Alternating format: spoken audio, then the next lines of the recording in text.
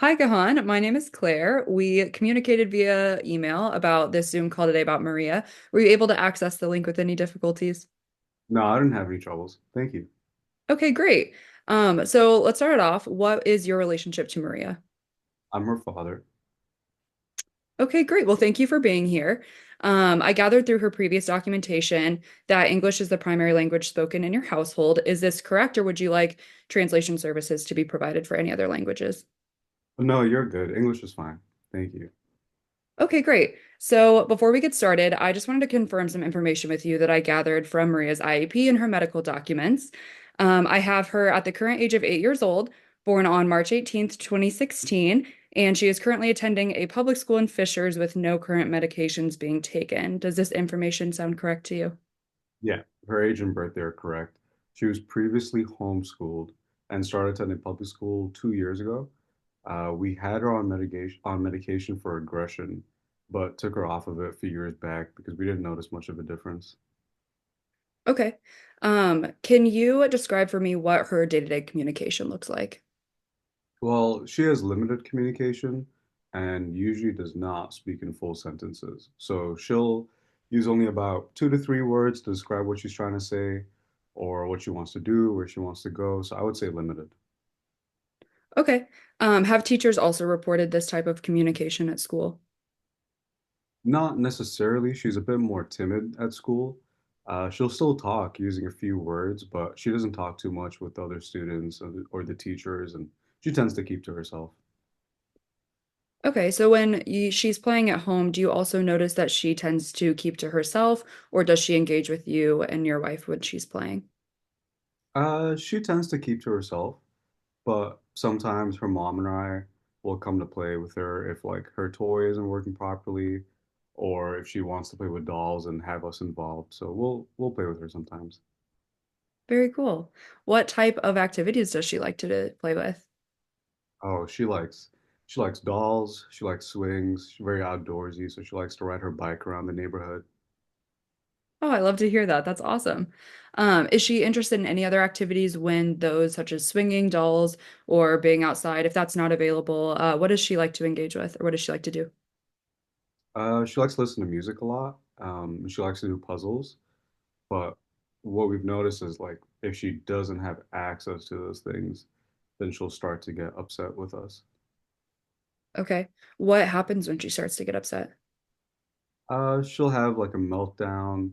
She might start screaming or crying. You can tell it's because of frustration.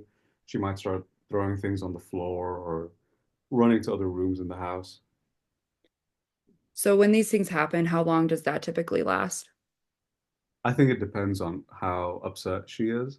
It could be anywhere from a 5 minute quick tantrum to if she's really locked in to up to maybe 30 minutes to 20 minutes of kind of running around the house. Okay, how intense would you say that those episodes or those meltdowns, as you put them, what level of intensity would you say? Is it high intensity, low intensity? Is it more moderate?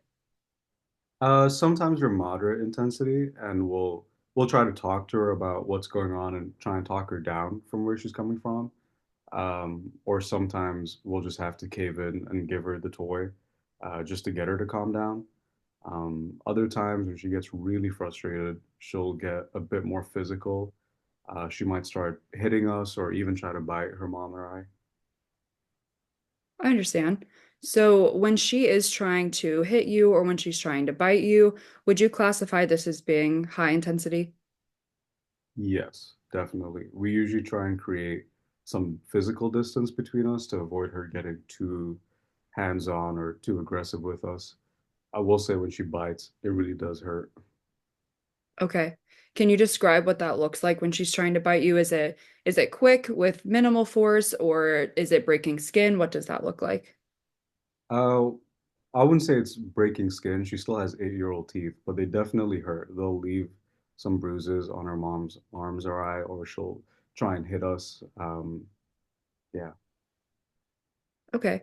Other than the biting and the hitting, are there any other behaviors that you notice are occurring when she's upset? Um, No, I would I would say those are the main things. She's usually screaming when that happens as well. Okay. Of these behaviors, which are the most of concern to you and your wife that you are wanting to see a reduction of? I would say the biting, just because if it happens when we're not around, I don't necessarily think other people would react the same that we do. Same goes with hitting. So I would say probably biting is the priority, followed by hitting. Okay. Do the biting and hitting occur after she starts tantruming and starts screaming or crying, or do you notice that these happen as singular events outside of those tantrums or meltdowns as you called them? Usually they occur together unless we take away one of her toys, or immediately say no to something, then she'll want to try to bite us or hit us, if that makes sense. Okay, yeah. So you mentioned that when you are taking something away from her or denying access to something, this is when you're noticing that she's getting upset and engaging in those behaviors like screaming and hitting and biting. Um, do you notice any other events that tend to trigger those types of responses or those types of behaviors? Sometimes if she's having trouble communicating something since she has such limited words, or if she wants something she can't have, she'll get upset like this. The school has reported similar things as well, like if she needs a marker or a pen from another student and she wants it, she'll start screaming, or if she wants like a swing in the playground during their break, but it's already being used, she'll start to throw a tantrum. Okay. Are there any reports of other behaviors happening at school that you haven't noticed at home? Um, Sometimes her teachers say if she doesn't want to do something, um, she'll run out of the room or she'll start crying to kind of get her away and get out of actually doing it. I sometimes see this at home if we tell her to do things like picking up your bed or cleaning up your room before you go to sleep. She'll act in the same way. Okay. So it sounds like when you're asking her to do something or when her teachers are asking her to do something, this is when you're noticing sometimes that she's getting upset. Have you noticed, is she rigid with any of her day-to-day routines? No, not really. Okay, so just to clarify before we move forward, it seems like from what we've just talked about that she tends to show problem behavior when she loses access to something, whether that be a toy or an item that she wants to play with, or when she's told no to something, that she'll engage in aggression or instances of tantruming with screaming and crying.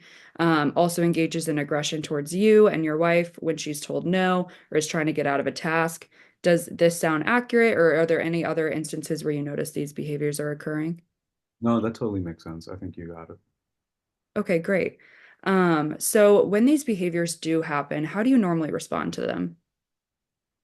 We will try and talk her through some of those things and try and find a way to kind of calm her down if she's trying to hit us or bite us.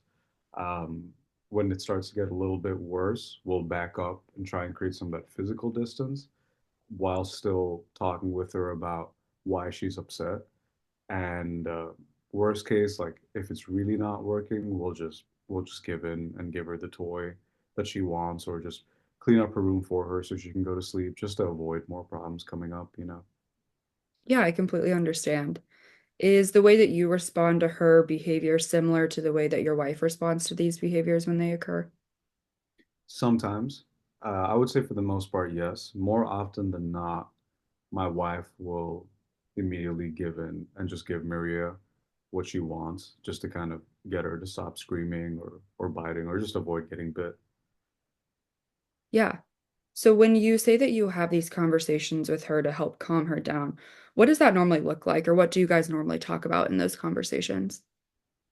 I just talked through her feelings and why she might be feeling upset, because I can't, since she has such limited vocabulary, I try and say as much as I can of where I understand she's coming from, and that why in this moment we need to put some of those feelings away, and that there's other ways to express frustration rather than screaming and biting and running around, things like that.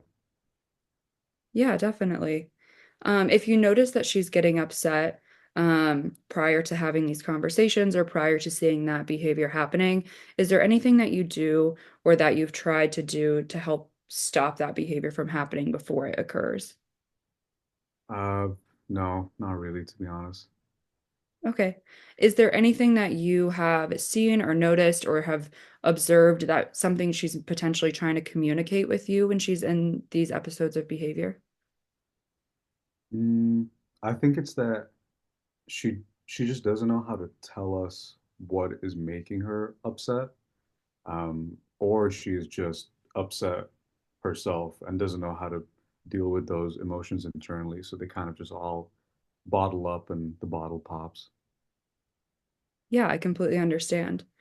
Are there any factors in your home life or in that culturally are relevant to how you would like to handle this problem behavior being solved? I think just treating her with a little bit of grace and understanding. She has just difficult circumstances around her, but we know that she can figure out a way. Absolutely. And we most definitely want to find the best way to help give her that communication to help us avoid these issues as they come up and help give her the tools to help handle these emotions and also hopefully, build up her skills for the future. So thank you for being open and communicating these things with me. Is there anything else that you would like to talk about or that that you find important to discuss before we hop off the call? No, I think we talked about everything. I appreciate you talking with me. Well, thank you so much, Gahan, and I really hope we will be in touch. And I hope that if there's anything that comes to mind that you would like to relay to me, I will provide my contact information for you so that you can reach out to me at any time and we can get further communication put in place if we need to. Yeah, sounds good. Thank you. I appreciate it. Well, thank you so much. I hope you have a great day and we will be in touch. Thank you. You too. Bye bye. Thanks.